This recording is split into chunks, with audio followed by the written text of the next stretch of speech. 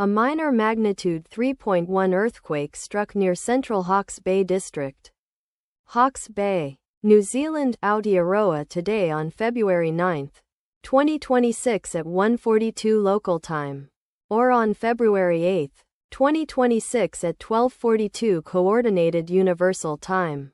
As reported by the EMSC on its website, the earthquake was located at a shallow depth of 26.0 kilometers below the surface, at coordinates latitude -39.915 and longitude 176.655.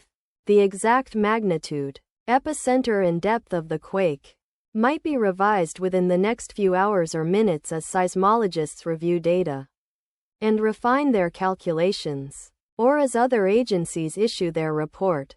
Towns or cities near the epicenter include Havelock North, Hastings District, Hawke's Bay, located 33 kilometers from epicenter; Flaxmere, Hastings District, Hawke's Bay, located 34 kilometers away. The recommended course of action is to be vigilant for possible aftershocks that may occur. Let us pray that this earthquake will not have a major impact on our brothers and sisters there, and that there will be no more earthquakes. Amen.